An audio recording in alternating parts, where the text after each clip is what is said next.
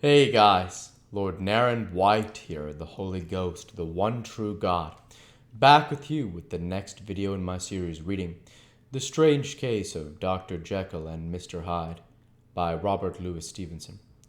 Without further ado, returning to The Strange Case of Dr. Jekyll and Mr. Hyde, as read by Lord Naren White. Very well, then, we wish to see his rooms, said the lawyer. And when the woman began to declare it was impossible, "I had better tell you who this person is," he added. "This is Inspector Newcomen of Scotland Yard." A flash of odious joy appeared upon the woman's face. "Ah," said she, "he is in trouble. What has he done?" Mr. Utterson and the inspector exchanged glances. "He don't seem a popular character," observed the latter.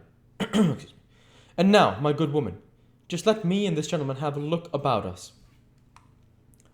In the whole extent of the house, which but for the old woman remained otherwise empty, Mr. Hyde had only used a couple of rooms, but these were furnished with luxury and good taste.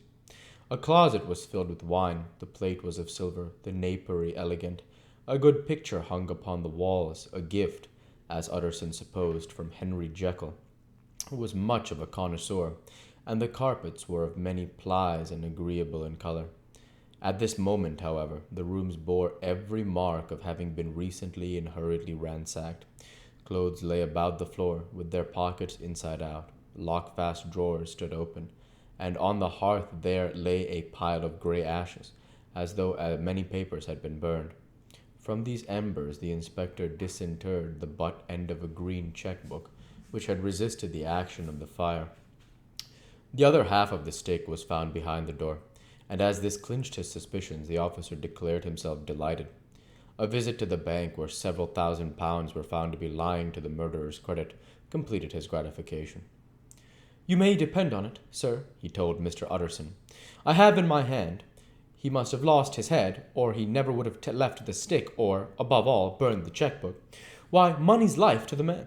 We have nothing to do but wait for him at the bank and get out the handbills." This last, however, was not so easy of accomplishment, for Mr. Hyde had numbered few familiars. Even the master of the servant maid had only seen him twice. His family could nowhere be traced. He had never been photographed, and the few who could describe him differed wildly, as common observers will. Only on one point were they agreed, and that was the haunting sense of unexpressed deformity with which the fugitive impressed his beholders. Incident of the letter. This is the next chapter. It was late in the afternoon when Mr. Utterson found his way to Dr. Jekyll's door, where he was at once admitted by a pool, and carried down by the kitchen offices, and across a yard which had once been a garden, to the building which was indifferently known as the laboratory or dissecting rooms. The doctor had bought the house from the heirs of a celebrated surgeon, and his own tastes being rather chemical than anatomical, had changed the destination of the block at the bottom of the garden. It was the first time that the lawyer had been received in that part of his friend's quarters, and he eyed the dingy, windowless structure with curiosity, and gazed round with a distasteful sense of strangeness.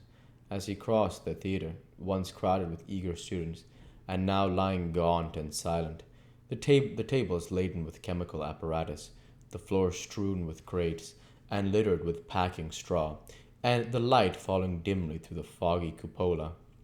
At the further end, a flight of stairs mounted to a door covered with red baize, and through this Mr. Utterson was at last received into the doctor's cabin.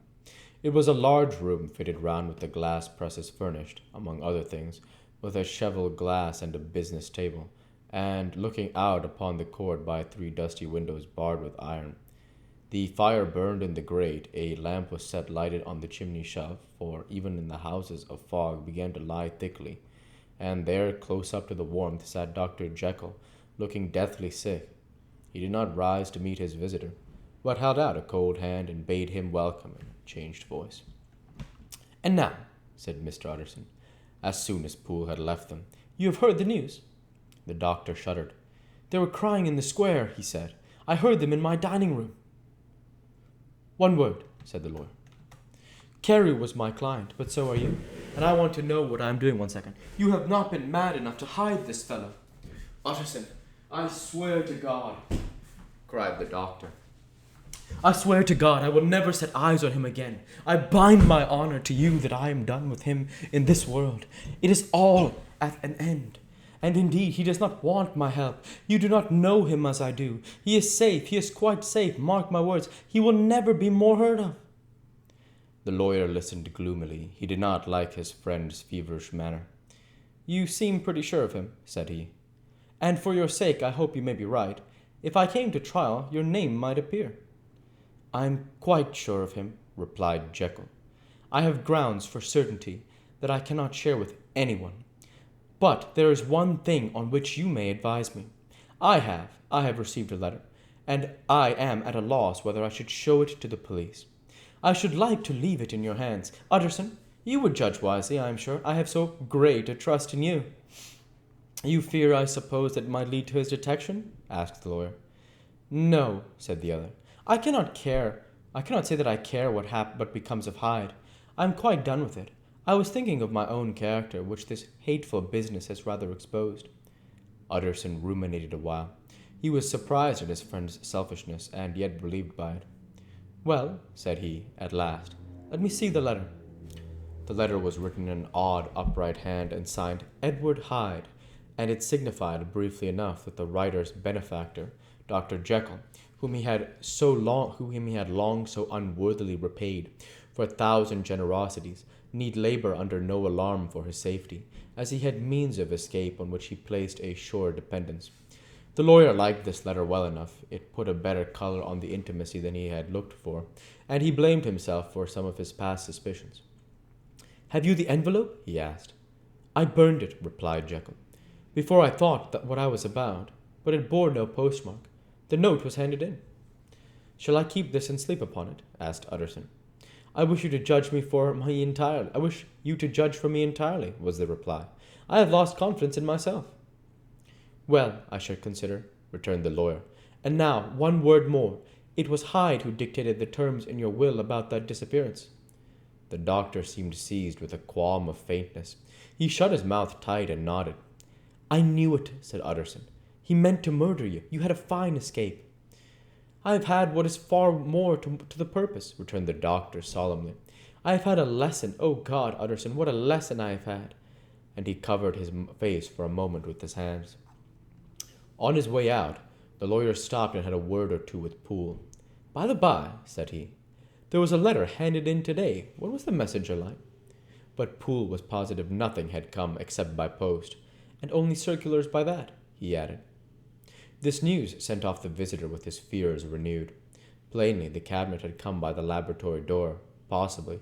Indeed, it had been written in the cabinet, and if that were so, it must be differently judged, and handled with the more caution. The newsboys, as he went, were crying themselves hoarse along the footways. Special edition! Shocking murder of an MP! That was the funeral oration of one friend and client, and he could not help a certain apprehension lest the good name of another should be sucked down in the eddy of the scandal. It was, at least, a ticklish decision that he had to make, and self-reliant as he was by habit, he began to cherish a longing for advice. It was not to be had directly, but perhaps, he thought, it might be fished for.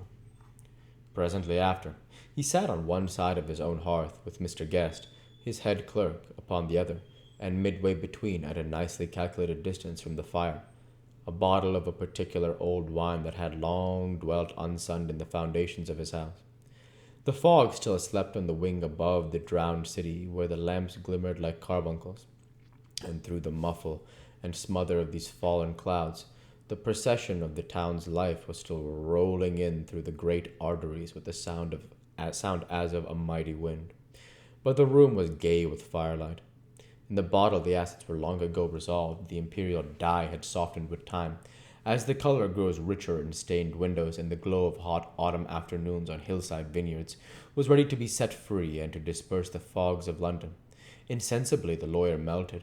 There was no man from whom he had kept fewer secrets than Mr. Guest, and he was not always sure that he had kept as many as he meant. Guest had often been on business to the doctors. He knew Poole. He could scarce have failed to hear of Mr. Hyde's familiarity about the house. He might draw conclusions. Was it not as well, then, that he should see a letter which put that mystery to right? And above all, since Guest, being a great student and critic of handwriting, would consider the step natural and obliging. The clerk, besides, was a man of counsel. He could scarce read so strange a document without dropping a remark, and by that remark Mr. Utterson might shape his future course.